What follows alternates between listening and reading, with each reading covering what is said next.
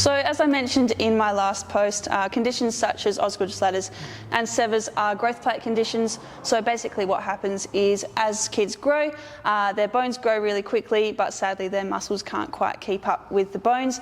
This means that the tendons themselves pull on that bone and on the growth plate, and that can create quite a lot of pain and inflammation in adolescence. From a physio perspective, we do quite a lot of work in the early stages of rehab for these kind of conditions.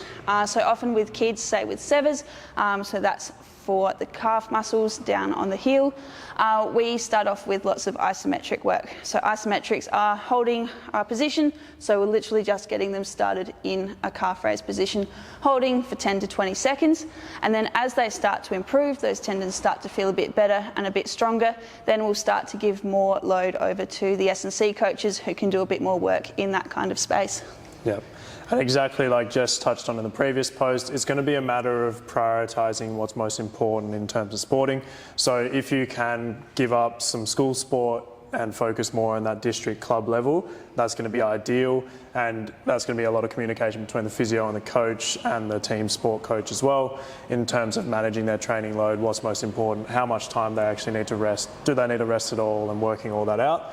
And then when we're in the gym, simple swaps that we can do as strength and conditioning coaches, as obviously communicating with the physios as well in terms of where they rehab. But once they've passed that initial stage of kind of working on those isometrics, they've built up some strength and tolerance in pain-free ranges with the isometrics, we can then move into some concentric, eccentric actions, but we still want to stay out of that pain-free range. So if we're taking that severs example from before, often calf raises, great thing for youth athletes to do, but that excessive stretch, just like Jess mentioned before, particularly in that bottom range of the calf raise, that's going to be very pain-provoking for someone with severs. So a simple swap we can do is just get them off the plate and work just in that top range there.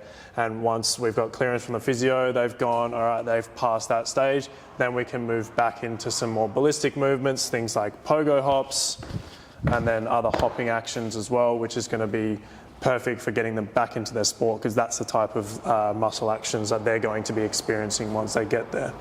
Awesome. And yeah, obviously it's a continual conversation between the physios and the S&C coaches. Conditions like this can be quite frustrating. They can go backwards before they go forwards. So we both have those conversations around what works in the gym, what works in their sport, and what's going on in the physio rooms, so that we can make sure that the kids have the best chance of recovery as quickly as possible. Fuck yeah. Woo! Yes, that was so good.